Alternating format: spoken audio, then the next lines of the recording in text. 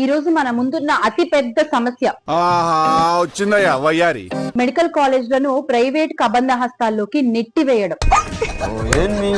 Chicago Shyamala గారికి ఒక సూటి ప్రశ్న ఏంటి అంటే, ఎప్పుడైతే జగన్ అన్నకి కోడి కత్తి గుచ్చుకున్నా లేకపోతే గుల్కరాయి తాకినా ప్రైవేట్ కబంధ హస్తాలల్లో పాపం జగన్ అన్నని నంగా వండబెట్టి అన్ని గంటలు శస్త్రచికిత్స ప్రైవేట్ కబంధ హస్తాలతో ఎందుకు చేయించారు?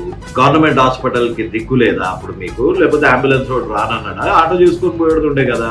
మీరు మీ షికాగోలో $6,000 తెలివితేటలు పబ్లిక్ మీద రుద్దకండి. చంద్రబాబు నాయుడు గారు హాస్పిటల్స్ ని ప్రైవేటైజేషన్ చేయట్లేదు, పబ్లిక్ ప్రైవేట్ పార్ట్నర్షిప్ లో పెడుతున్నారు. దీని వల్ల అత్యాధునికమైన టెక్నాలజీ ఒక పేదవాడికి అందుబాటులో అతి తక్కువ సమయంలో వస్తుంది కాబట్టి పీపీపీ. ఇప్పుడు హైదరాబాద్ లో ఉన్న ఎయిర్పోర్ట్ కూడా పీపీపీ లానే కదా కట్టింది. మరి మీ జగన్ అన్నని మీరు ఎక్కకండి, ఆ ఎయిర్పోర్ట్ పీపీపీలో ఉంది కదా. షేమ్లెస్ మాటలు మాట్లాడతారు, షికాగో కథలు అన్ని. చల్ అయిందా?